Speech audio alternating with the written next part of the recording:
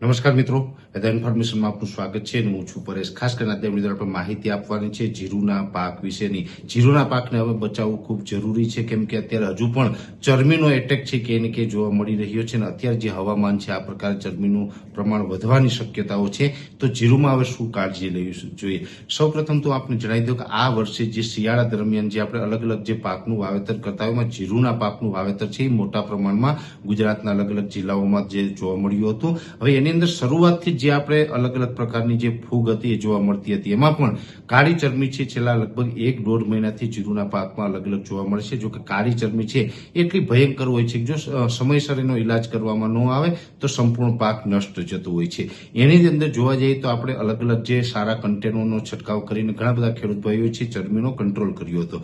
હવે અત્યારે સ્ટેજ એ આવી ગયો છે કે મોટાભાગનું જીરું છે એ તૈયાર થઈ ગયું છે. જીરું છે એ અત્યારે હાર્વેસ્ટિંગના ટાઈમે એટલે કે ઉપાડી લેવાની હવે કન્ડિશનમાં આવી ગયું છે. અને એમાં ઘણી જગ્યાએ એવું છે કે જીરુની અંદર ખેડૂત ભાઈઓને એક પ્રકારનો એક આશા હોય કે અમુક દાણો જે ઝીણો છે એક માળ કમ્પ્લીટ થઈ ગયો, 2 માળ કમ્પ્લીટ થઈ ગયા છે, પણ અમુક દાણો છે એ ઝીણો રહી ગયો છે. દાણો ભરાઈએ એ પછી આપણે જીરુને હાર્વેસ્ટિંગ કરશું એવું ઘણા બધા મિત્રો છે વિચારતા હોય. હવે આપણે પહેલી વાત તો એ સમજવાની છે, જીરું આમ જોવા જઈએ તો તમામ મિત્રોને ખ્યાલ છે કે 90 દિવસનો પાક છે. અત્યારે ઘણા બધા ખેડૂત ભાઈઓનું જીરું છે 95 થી 100 દિવસનું થઈ ગયું છે, છતાં પણ હજી રાહ જોઈ રહ્યા છે કે ભાઈ દાણા બરાબર ભરાય, દાણો મોટો થાય અને તમામ દાણા ભરાય એ પછી જ આપણે ઉપાડવું છે. ત્યારે હું આપને જણાવી દઉં તમે ગમે એટલી રાહ જોશો તો એમાં સંપૂર્ણ દાણા છે ક્યારેય ભરાવાના નથી, કેમ કે જે એની ઉંમર થઈ ગઈ છે, જે 90 દિવસનું જીરું થઈ ગયું છે એમાં હવે બહુ રાહ ન જોવી જોઈએ. અત્યારે જે આપણે જોવા જઈએ તો છૂટાછવાયા ઘણી જગ્યાએ માવઠા પડી રહ્યા છે, ઝાપટા છે,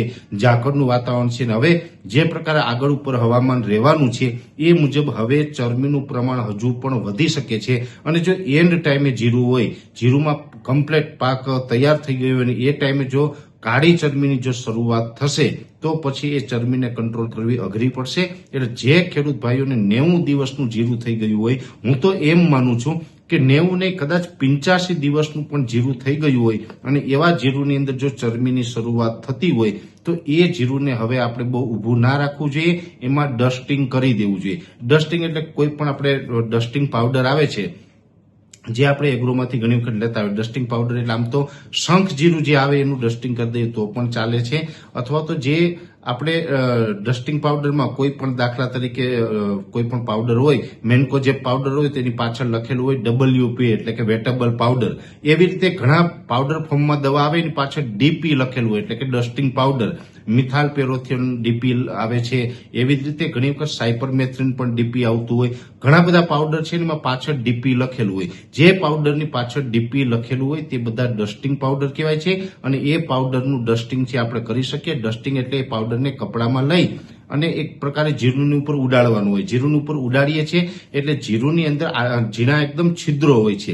જેવી રીતે આપણા શરીરમાં કે હાથમાં જે છિદ્રો છે જ્યાંથી પરસેવો બહાર નીકળે છે એ પ્રકારના જે છિદ્રો હોય છે એ છિદ્રો વાટે એ શ્વાસ લેતું હોય છે, જેને સ્ટોમાટો કહેવાય છે. એટલે હવે એને કારણે જે શ્વાસ લેતું હોય તમે ડસ્ટિંગ કરી દો તેનું શ્વાસ લેવાનું છિદ્રો બંધ થઈ જાય, શ્વાસ લેવાનું બંધ થઈ જાય છે અને પછી જીરું નિર્જીવ થઈ જાય. નિર્જીવ જીરું થઈ જાય તો એમાં કોઈ પણ રોગ પછી આગળ વધતો નથી. એટલે કાળી ચરમીથી આપણે અટકાવી શકીએ.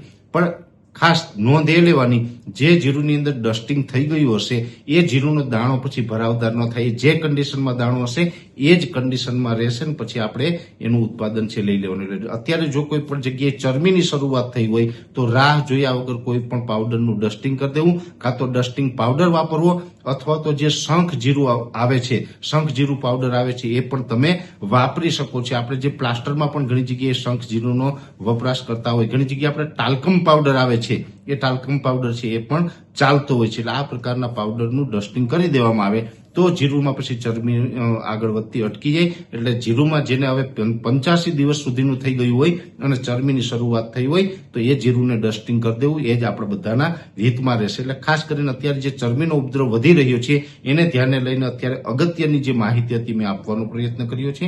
વિશેષ માહિતી આપણે નેક્સ્ટ વિડીયોમાં આપવામાં આવશે. અત્યારે આ વિડીયોની અંદર એટલું જ. દરેક મિત્રોને વિનંતી રહેશે કે વિડીયો લાઈક આપીને દરેક ગ્રુપમાં શેર કરવો. યુટ્યુબ ઉપર જોઈ રહ્યા હોય તો ચેનલને સબસ્ક્રાઇબ કરજો અને ફેસબુક પેજને ફોલો કરજો.